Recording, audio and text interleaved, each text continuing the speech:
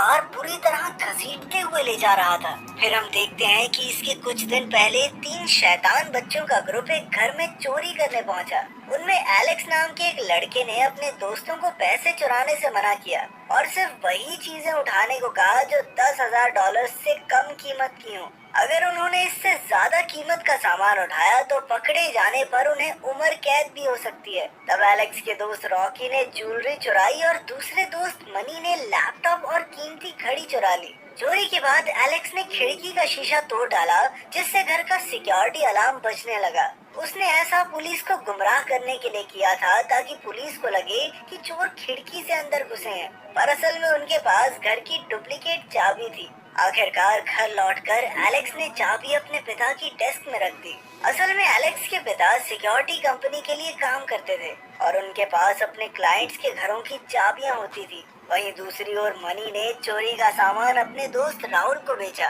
लेकिन उसे सामान की काफी कम कीमत मिली। इस पर राहुल ने कहा कि भाई तो चीजें क्यों चुराता, सीधा पैसे चुराया करना। साथ ही उसने एक बूढ़े आदमी का घर बताया जहां वो बड़ा हाथ मार सकते हैं। बाद में मनी ने इसके बारे में एलेक्स और रॉकी को बताया और कहा कि वो आदमी भी एलेक्स के पिता की सिक्योरिटी कंपनी का ही क्लाइंट है। उसके आगे पीछे भी कोई नहीं है, एकदम अकेला रहता है। फिर मनी ने बताया कि वो एक फौजी हुआ करता था और बाद में उसकी बेटी एक एक्सीडेंट में मारी गई। उसकी मौत की जिम्मेदार एक अमीर लड़की थी, तो उसके माँ बाप ने उस बूढ़े फौजी को $3 लाख देकर अपनी बेटी की जान छुड़ाई। अब वो बूढ़ा आदमी इन पैसों को कहाँ ही फूकेगा, घर पे मिलेंगे उसके पैसे। मगर फिर एलेक्स ने कहा कि वो $10,000 से ज्यादा नहीं चुरा सकते, वरना अगर पकड़े गए तो उम्र कैद की सजा हो जाएगी। और वो अपने पिता के लिए मुश्किलें भी खड़ी नहीं करना चाहता था, इसलिए उसने इस चोरी में शामिल होने से इनकार कर दिया। खैर फिर रॉकी घर पहुंची, जहां वो अपनी माँ और छोटी बहन डिडी के साथ रहती थी। दरअसल उसकी माँ को ड्रग्स की बुरी आदत थी, जिससे घर की पूरी जिम्मेदारी रॉकी पर ही आ गई थी। तभी अचानक रॉकी को एलेक्स का मैसेज आया, जिसमें वो चोरी का हिस्सा बनने के लिए राजी हो गया था। थोड़ी देर बाद वो तीनों दोस्त उस बूढ़े फौजी के मोहल्ले में चक्कर काटने लगे। ये इलाका काफी सुनसान था, जहाँ वो बूढ़ा आदमी अकेला रहता था। फिर मनी ने कहा कि बुढ़ा 5 दिन से घर से नहीं निकला, इसलिए चोरी के लिए उन्हें सबसे पहले उसे बेहोश करना होगा। तभी अचानक एक कुत्ते के जोर से भौंकने की वजह से वो सब डर गए। फिर वो बूढ़ा बाहर आया तो उन्होंने देखा कि वो तो अंधा था। एलेक्स को अच्छा नहीं लगा कि वो एक अंधे आदमी को लूटने वाले हैं, पर फिर मनी कहने लगा कि भाई ये तो बहुत आसान काम हो गया, तो जरूर करेंगे। आखिरकार उन्होंने उसी रात चोरी को अंजाम देने का प्लान बनाया। फिर रात को 2 बजे एलेक्स और उसके दोस्त काम पर लग गए। उन्होंने कुत्ते को बेहोशी की दवा पिलाई और फिर मेन दरवाजे की ओर बढ़े। मनी ने कहा कि इस दरवाजे में तो 4 चाबियां लगेंगी, मगर उनके पास तो सिर्फ एक है। तब रॉकी ने एक खिड़की तोड़कर अंदर घुसने का फैसला किया। अंदर जाकर उसने तुरंत अलार्म बंद किया और एलेक्स और मनी के लिए दरवाजा खोला। अंदर आकर उन्होंने अपने जूते उतारे और उस बूढ़े आदमी के छुपाए हुए पैसों की तलाश में जुट गए। जब मनी ऊपर पहुंचा तो उसने देखा कि वो बुढ़ा सो रहा था। उस आदमी का नाम नॉर्मन था। फिर मनी ने उसके कमरे में बेहोश कर देने वाली गैस की एक बोतल रख दी, मगर तभी नॉर्मन की आंख खुल गई। मनी तो वहीं पत्थर की तरह जम गया और फिर नॉर्मन ने टीवी बंद किया। फिर मनी चुपके से कमरे से बाहर आ गया। इसके बाद उन्हें एक बंद कमरा मिला तो उन्हें लगा कि सारा पैसा यहीं छुपा होगा।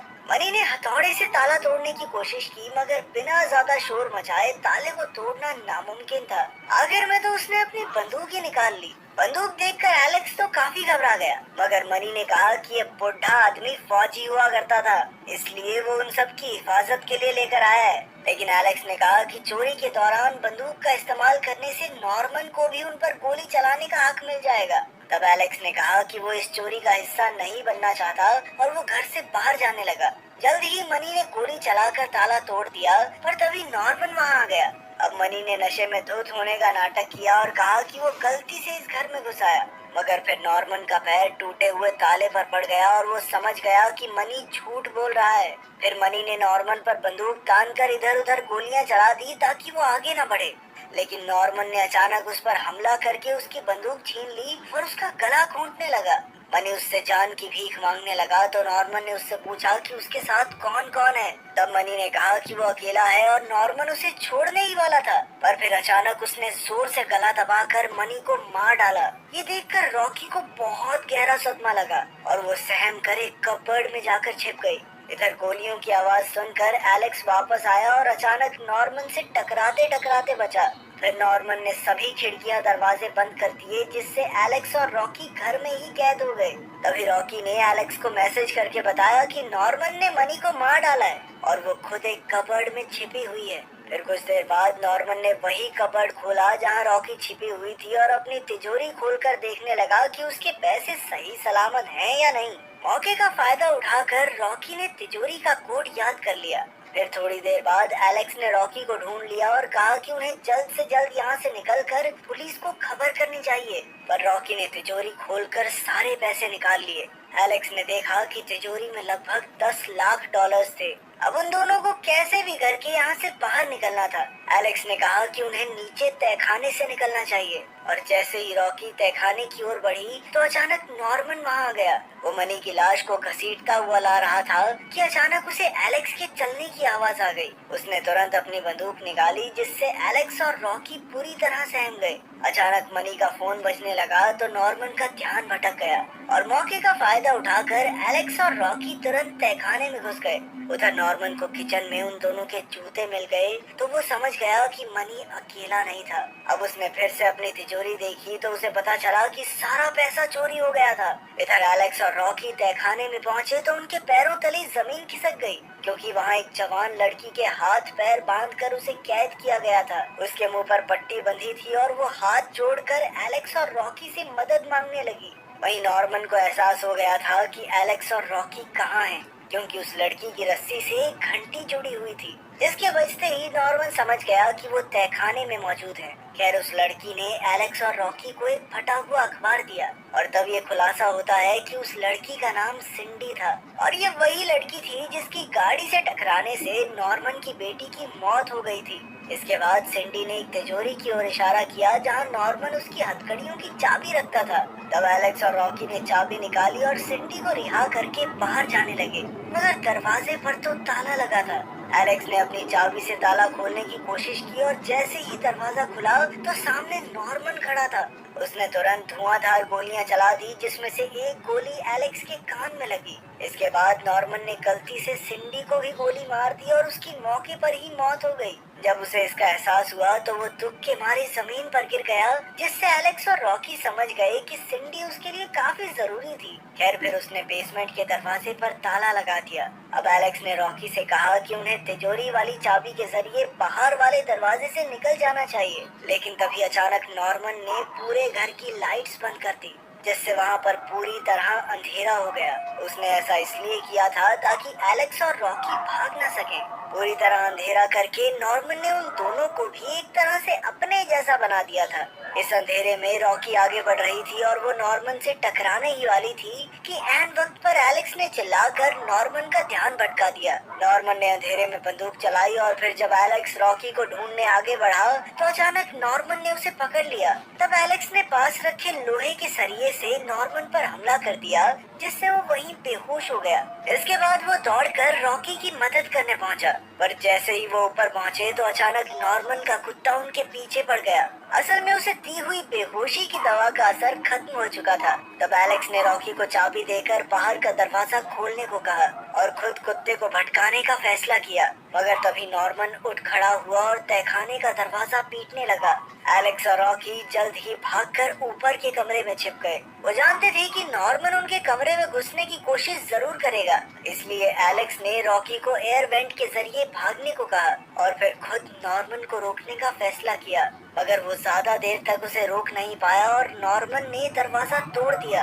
अचानक नॉर्मन के कुत्ते ने एलेक्स पर जबरदस्त हमला कर दिया, जिससे एलेक्स खिड़की से बाहर जा गिरा। उधर रॉकी एयर वेंट के जरिए बाहर जाने की कोशिश कर रही थी कि अचानक नॉर्मन का कुत्ता उसके पीछे आ गया और वो एक गहरे खड्डे में जा गिरी। उधर एलेक्स बाहर जाने का रास्ता ढूंढ रहा था कि अचानक नॉर्मन ने उसे पकड़ लिया। एलेक्स ने उस पर एक बॉटल से हमला किया, मगर नॉर्मन ने उसे पीट पीट कर उसकी हड्डी पसली एक कर दी। आखिरकार उसने एक पेचकस की मदद से एलेक्स को मार डाला। फिर जल्द ही उसने रॉकी को भी ढूंढ निकाला और उसे पीट पीट कर बेहोश कर दिया। जब उसकी आंख खुली तो वो सिंडी की जगह तहखाने में कैद थी। तब नॉर्मन ने खुलासा किया कि उसने सिंडी को अगवा करके उसके अंदर अपना बच्चा डाला था, क्योंकि जो उसने नॉर्मन से छीना था, मतलब उसकी बेटी, वो तो उसे नॉर्मन को लौटाना ही होगा। फिर उसने सिंडी और उसके पेट में पल रहे बच्चे की मौत का जिम्मेदार रॉकी और उसके दोस्तों को ठहराया। इसके बाद हम देखते हैं कि एलेक्स जिंदा बच गया था, क्योंकि असल में नॉर्मन ने एलेक्स समझकर मनी की लाश पर हमला किया था। अब एलेक्स दरवाजे से बाहर निकलने की कोशिश में जुट गया और इधर नॉर्मन रॉकी को आर्टिफिशियली प्रेग्नेंट करने की तैयारी करने लगा। उसने कहा कि उसने कभी सिंडी के साथ भी जबरदस्ती नहीं की, बल्कि वो तो बच्चा पैदा होने के बाद सिंडी को भी रिहा करने ही वाला था। अब वो यही सब रॉकी के साथ करना चाहता था, लेकिन रॉकी उससे लड़ती रही। आखिरकार एलेक्स सही वक्त पर वहाँ पहुँचा और नॉर्मन पर हमला कर दिया। फिर उन्होंने नॉर्मन को हथकड़ियाँ लगाई और बाहर के दरवाजे से भागने लगे, मगर तभी अचानक नॉर्मन ने पीछे से गोली चलाकर एलेक्स को मार डाला। बेचारी रॉकी घर से बाहर भागी, पर नॉर्मन का कुत्ता उसके पीछे बढ़ गया। आखिरकार उसने कुत्ते को अपनी गाड़ी के ट्रंक में कैद कर दिया और जैसे ही वो जाने लगी तो अचानक नॉर्मन ने वहाँ आकर उसके सर पर जोरदार वार कर दिया। फिर वो रॉकी को घसीटते हुए घर में वापस ले जाने लगा। अंदर जाकर रॉकी को अलार्म का रिमोट मिल गया और उसने अलार्म बजा दिया ताकि पुलिस को खबर मिल जाए कि घर के अंदर कुछ गड़बड़ हुई है। अलार्म की तेज आवाज से नॉर्मन का सर फटने लगा और इसी मौके का फायदा उठाकर रॉकी ने कुल्हाड़ी से उस पर जबरदस्त हमला कर दिया, जिससे वो सीधा तहखाने में जा गिरा। आखिरकार वो पुलिस के आने से पहले वहाँ से भाग निकली। बाद में रॉकी और डिडी ने टीवी पर देखा कि नॉर्मन अब भी जिंदा था और वो हॉस्पिटल में भर्ती था। पुलिस ने मौके पर पहुंचकर उसे अस्पताल में भर्ती करवा दिया था।